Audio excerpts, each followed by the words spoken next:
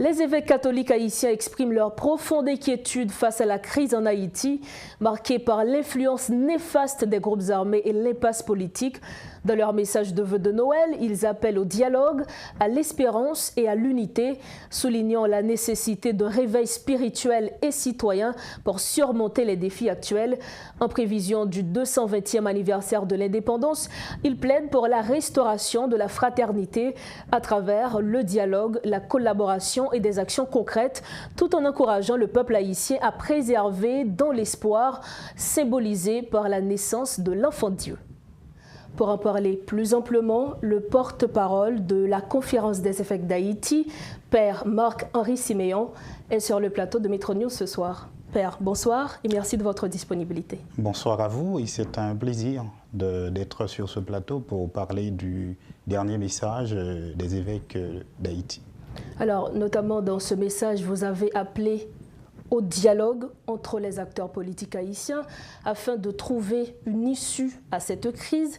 Tout d'abord, comment, selon vous, ce dialogue devrait-il se faire compte tenu des différentes discussions qui ont eu lieu, notamment avec la CARICOM ces derniers temps?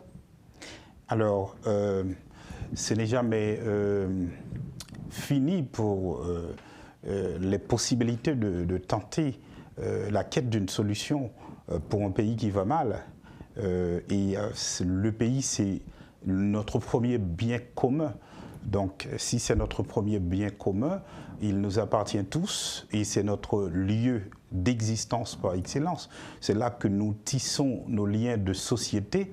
Et donc, la crise qui traverse le pays aujourd'hui, les évêques l'ont dit, c'est une crise sociétale, c'est une crise qui touche la réalité même de l'existence de la société haïtienne.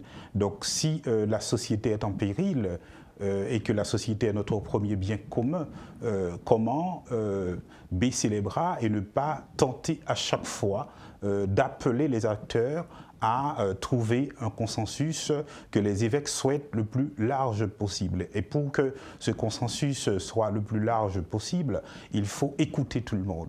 Il faut que toutes les voix comptent. Et c'est en ce sens-là qu'il faut surtout comprendre le fait que les évêques estiment que la réalité, le contexte particulier de l'Église qui réalise en ces temps-ci un synode, qui est une assemblée qui, dans le temps, était considérée particulièrement comme une assemblée d'évêques qui conseille, qui informe le pape et qui aujourd'hui devient vraiment ce qu'elle doit être, cette réalité, c'est-à-dire une assemblée largement ecclésiale où toutes les voix puissent se faire entendre. Et donc c'est un lieu d'écoute et d'échange par excellence et qui permet à l'Église d'avancer dans cette marche ensemble, d'ailleurs c'est le sens du mot synode. Donc en ce sens-là, l'Église qui se veut dans le monde un signe prophétique envoie aussi ce message à la société globale. Et l'Église souhaite qu'en Haïti, on puisse aussi entendre ce message et que ces messages puissent trouver un écho. Et nous sommes dans une situation particulière où ce message devrait vraiment trouver un écho, où on devait pouvoir s'asseoir, s'écouter, et c'est ce qui est le plus difficile à faire aujourd'hui en Haïti. En effet, il y a la CARICOM qui s'est portée médiateur dans cette quête de solution à la crise, dernièrement avec son projet de cadre d'accord, où la CARICOM a proposé une solution avec le docteur Ariel Henry. Quelle est la position de l'Église catholique par rapport à ça, puisque le nœud gardien de toute cette histoire, c'est bien avec ou sans Ariel Henry une solution à la crise haïtienne?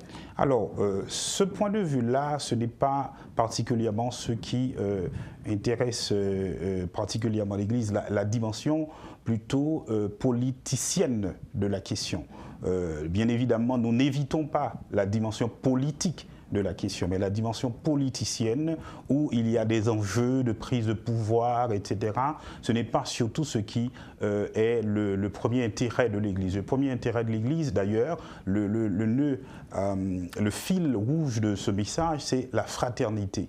Voyez, donc, dans ce contexte où nous nous préparons à célébrer la naissance du Fils de Dieu qui s'est fait l'un de nous et qui devient un frère parmi les frères. Donc, nous ne pouvons pas prétendre être une nation qui se revendique une patrie commune sans pouvoir retisser ce lien de fraternité.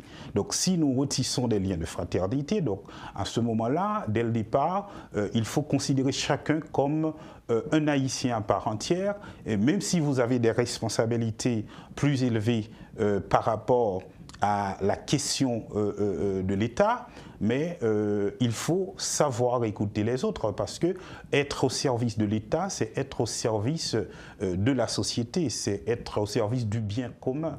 Donc il faut écouter ceux au service de qui on est. Donc tout le monde doit pouvoir et savoir écouter tout le monde. Alors, est-ce qu'aujourd'hui, l'Église catholique ne pourrait-elle pas contribuer en jouant, par exemple, un rôle de médiateur à une solution à cette crise aujourd'hui? Je crois que la première chose qu'il faut faire aujourd'hui, ce n'est pas de chercher un médiateur, c'est de chercher la bonne volonté de la part des protagonistes. Et cette bonne volonté, où est-ce qu'on va la trouver? C'est à cela que nous appelons dans ce message. Donc c'est-à-dire que nous retentons de dire, de faire entendre cette raison, de dire que nous devons nous écouter. Voyez, nous devons nous écouter. Nous ne devons pas faire de dialogue de sourds. Nous devons savoir nous écouter. Nous devons nous ouvrir les uns aux autres et ainsi trouver un consensus, parce que si toutes les voix peuvent se faire entendre, alors à ce moment-là, on sait que dès le départ, la chose ne sera pas gagnée, c'est-à-dire qu'il y aura des positions différentes de la part des uns et des autres. Donc à ce moment-là, il faut savoir transcender ces intérêts particuliers, et c'est ce que les évêques ont constaté dans leur diagnostic, c'est que les intérêts particuliers transcendent toujours, supplantent toujours les intérêts communs. Donc je pense que les prémices dont parlent les évêques dans leur message, ce sont ces prémices-là qu'il faut poser d'abord. Et puis ensuite, une fois que cette bonne volonté se manifeste, une fois que ces prémices-là sont posées, alors, et alors seulement, on pourra trouver plus facilement un médiateur. Vous voyez? Donc dès que la bonne volonté, les principes de base, les prémices sont posées, donc trouver un médiateur, ça va être assez facile, donc, je pense. Il faudra d'abord que les acteurs aient la volonté de résoudre la crise avant même de parler de médiation. Vous avez notamment appelé au soutien international dans votre note. Quelle forme devrait prendre ce soutien de la part de la communauté internationale? Je crois que la réalité dit déjà quelle forme doit prendre ce soutien. Maintenant, je pense que d'abord, il faut un premier moment où les Haïtiens se mettent d'accord sur ce qu'ils veulent. C'est-à-dire un consensus politique. Justement, pas d'abord un consensus pour gouverner, ce n'est pas encore là, on n'est pas encore là. On doit avoir un consensus sur ce que l'on doit faire, sur comment on doit gouverner. Donc, il faut avoir un consensus plutôt entre les protagonistes. Justement, sur la gouvernance. D'abord, un consensus sur la gouvernance.